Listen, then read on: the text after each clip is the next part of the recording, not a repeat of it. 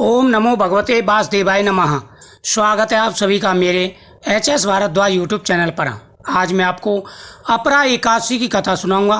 क्या महत्व है तथा पुत्र प्राप्ति के लिए, धन प्राप्ति के लिए और रोग निवारण के लिए कौन से उपाय करें तुलसी पत्र के, किस प्रकार से आपको कौन सी चीज़ खानी है तुलसी पत्र के साथ में, जिससे आपकी पुत्र की मनोकामना पूरी होगी। एकादशी का दिन भगवान विष्णु का दिन होता है। एकादशी के दिन भगवान विष्णु की पूजा की जाती है। साथ ही एकादशी के दिन गौ माता का पूजन भी किया जाता है। भगवान श्री कृष्ण कहते हैं कि जो व्यक्ति एकादशी का व्रत करते हैं उनकी सभी मनोकामनाएं वह स्वयं पूरी करते हैं। इसलिए प्रत्येक व्यक्ति को एकादशी का व्रत अवश्य करना चाहिए। एकादशी के दिन सुबह स्नान करते समय जल में गंगा जल डालकर के स्नान करें। उसके बाद में भगवान कृष्ण को स्नान कराएं। लड्डू गोपाल जी के जल को पूरे घर में छिड़कें। भगवान के सामने तुलसी पत्र अर्पण करें, केले का फल अर्पण करें, पंचमेवा अर्पण करें। भगवान के सामने हाथ जोड़ करके इस कथा का श्रवण करें। युधिष्ठिर कहने लगे कि हे भगवान, ज्येष्ठ कृष्ण एकादशी का क्या नाम है तथा उसका महत्व क्या है, सो कृपा करके कहिए। भगवान श्री कृष्ण कहने लगे, हे राजन, यह एकादशी अचला तथा अपरा दो नामों से जानी जाती है। पुराणों के अनुसार ज्येष्ठ कृष्ण पक्ष की एकादशी अपरा एकादशी है, क्योंकि यह अपार धन देने वाली है। जो मनुष्य इस व्रत को करते हैं वे संसार में प्रसिद्धि को पाते हैं। इस दिन भगवान विष्णु की पूजा की जाती है। अपरा एकादशी के व्रत के प्रभाव से ब्रह्महत्या, भूत योनि, दूसरों की निंदा आदि सब के पाप दूर हो जाते हैं। इस व्रत के करने से झूठी गवाही देने वाला, झूठ बोलने वाला, झूठा शास्त्र पढ़ना तथा झूठा ज्योतिषी, झूठा वैद, इन सब के पाप नष्ट हो जाते हैं। जो क्षत्रिय युद्ध से भाग जाते हैं वे नरकगामी होते हैं। जिनको पुत्र की कामना है उन्हें पुत्र की प्राप्ति होती है। अपरा एकादशी का व्रत करने से सभी की मनोकामनाएं पूरी होती हैं। जो शिष्य गुरु से शिक्षा लेकर ग्रहण करते हैं, पीछे उनकी निंदा करते हैं, वे अवश्य ही नरक के भागी होते हैं।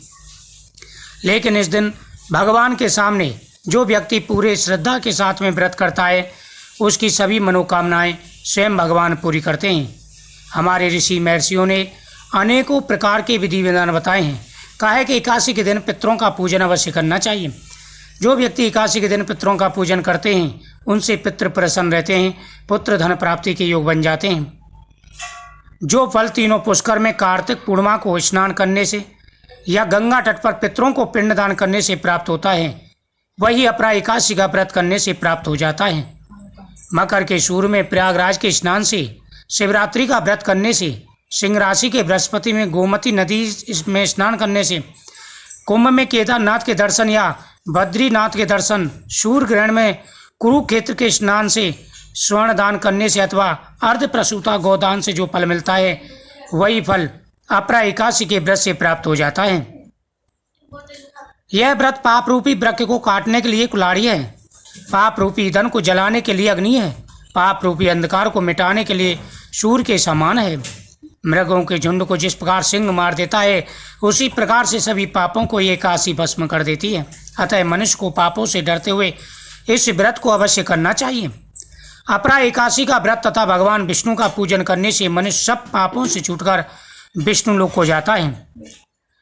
इसकी प्रचलित कथा के अनुसार प्राचीन काल में महिध्वज नामक एक धर्मात्मा राजा था। उसका छोटा भाई वक्रध्वज बड़ा ही क्रूर, अधर्मी तथा अन्यायी था।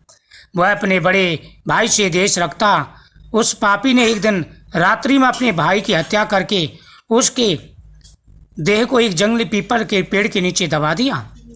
इस अकाल मृत्यु से राजा प्रेतात्मा के रूप में उसी पीपल पर रहने लगा और अनेक उत्पात करने लगा। एक दिन अचानक धौम्य नामक ऋषि उधर से गुजरे। उन्होंने प्रेत को देखा और तपोबल से उसके अतीत को जान लिया।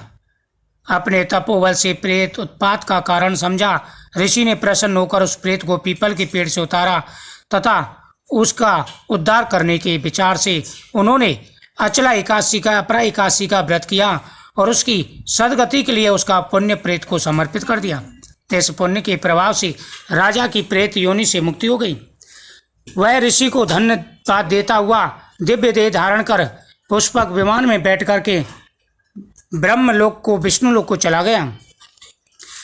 भगवान कृष्ण कहते, हे राजन, यह एकादशी सभी की मनोकामनाएं पूरी करने वाली हैं। जो भी पूरी श्रद्धा के साथ में इसका व्रत करते हैं, भगवान उनकी हर मनोकामना पूरी कर देते हैं।